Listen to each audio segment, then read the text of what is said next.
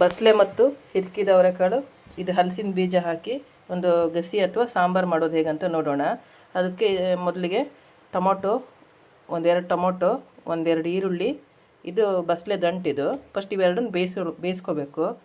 ಒಂದು ಕುಕ್ಕರ್ ಇಟ್ಟು ಅದಕ್ಕೆ ಕುಕ್ಕರಿಗೆ ಒಂದೆರಡು ಸ್ಪೂನ್ ತೆಂಗಿನೆಣ್ಣೆ. ಎಣ್ಣೆ ಕಾದ ನಂತರ ಇದಕ್ಕೊಂದು ಕರಿಬೇವು, ಒಗ್ಗರಣೆ ಬೇವಿನ ಸೊಪ್ಪು, ಈರುಳ್ಳಿ, ಕಟ್ ಮಾಡಿದ ಈರುಳ್ಳಿ,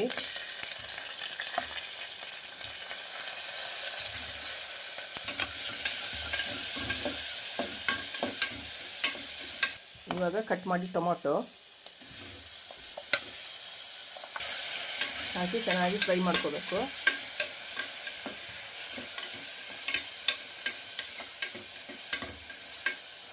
ಇವಾಗ ಇದಕ್ಕೆ ಹಲಸಿನ ಬೀಜ, ಮೊದಲಿಗೆ ಹಲಸಿನ ಬೀಜ ಇದನ್ನ ಸಿಪ್ಪೆ ತೆಗೆದು ಮತ್ತು ಈ ಥರ ಜಜ್ಜಿಟ್ಕೊಂಡಿದ್ದು, ಇದ್ರ ಮೇಲ್ಗಡೆ ಸಿಪ್ಪೆ ತೆಗೆದು ಇದು ಸ್ವಲ್ಪ ಜಜ್ಜಿಟ್ಕೊಂಡಿದ್ದು. ಇಲ್ಲಾಂದರೆ ಸಿಪ್ಪೆ ತೆಗಿಲಿಕ್ಕೆ ಬರಲ್ಲ,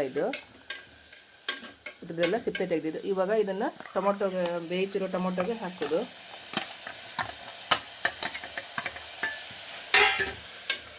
ಇದೊಂದು 2 ನಿಮಿಷ ಎಣ್ಣೆಲಿ ಫ್ರೈ ಆಗಬೇಕು.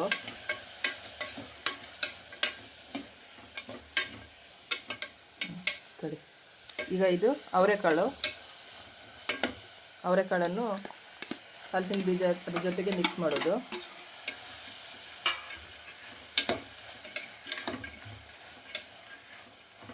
ಈಗ ಇದು ಬಸಳೆ ದಂಟಿದು, ಈ ದಂಟು ಹಾಕಿ, ದಂಟು ಮತ್ತು ಸೊಪ್ಪನ್ನೆಲ್ಲ ಹಾಕಿ ಸಾಂಬಾರು ಮಾಡೋದು. ಇವಾಗ ಇದು ಬೇಯುವಾಗಲೇ ಉಪ್ಪು ಹಾಕಬೇಕು.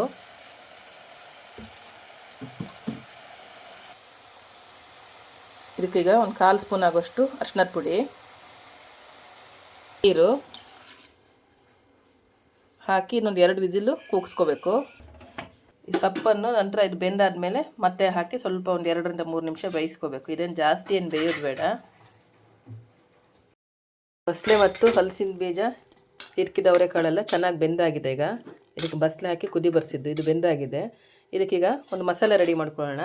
ಮಸಾಲೆಗೆ ಒಂದು 8 ರಿಂದ 9 ಒಣಮೆಣಸು, ಇದು ಬಡೆ ಸೊಪ್ಪು, ಸೋಪಿನ ಕಾಳು ಒಂದು 1/4 ಸ್ಪೂನು, ಸಾಸಿವೆ 1/4 ಸ್ಪೂನು, 1 ಸ್ಪೂನು ಧನಿಯಾ, 1 ಗಡ್ಡೆ ಬೆಳ್ಳುಳ್ಳಿ, ಒಂದು ಅರ್ಧ ಸ್ಪೂನು ಜೀರಿಗೆ, ಒಂದು ಸ್ವಲ್ಪ ಅರ್ಧ ಬಟ್ಲು ಕೊಬ್ಬರಿ ತುರಿ ಅರ್ಧ ಬಟ್ಲು,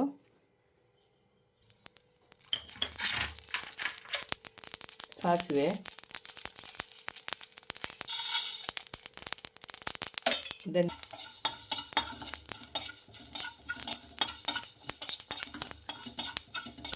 ಜೀರಿಗೆ,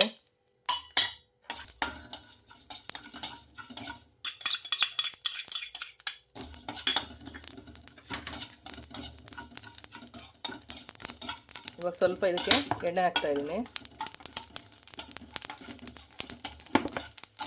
ಒಣಮೆಣಸು,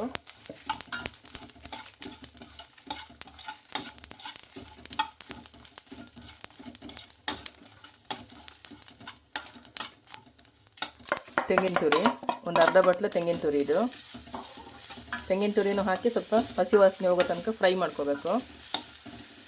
ಇವಾಗ ಇದನ್ನು ಮಿಕ್ಸಿ ಮಾಡೋದು, ನೈಸಾಗಿ ಮಿಕ್ಸಿ ಮಾಡೋದು. ಮಸಾಲೆ ಎಲ್ಲ ಚೆನ್ನಾಗಿ ಮಿಕ್ಸಿ ಮಾಡಾಗಿದೆ. ಇವಾಗ ಇದು ಬೆಂದಿರೋ ಈ ಕಾಳಿಗೆ ಮಿಕ್ಸಿ ಮಾಡಿದ ಮಸಾಲೆ ಹಾಕಿ ಚೆನ್ನಾಗಿ ಮಿಕ್ಸ್ ಮಾಡ್ಕೊಳ್ಳೋಣ. ಇವಾಗ ಇದು ಚೆನ್ನಾಗಿ ಕುದಿಬೇಕು. ಇದು ಸಾರು ಚೆನ್ನಾಗಿ ಕುದ್ದಿದೆ. ಇದು ರೈಸು, ದೋಸೆ, ಚಪಾತಿ, ಮುದ್ದೆ ಎಲ್ಲದಕ್ಕೂ ಕಾಂಬಿನೇಷನ್ ಚೆನ್ನಾಗಾಗುತ್ತೆ.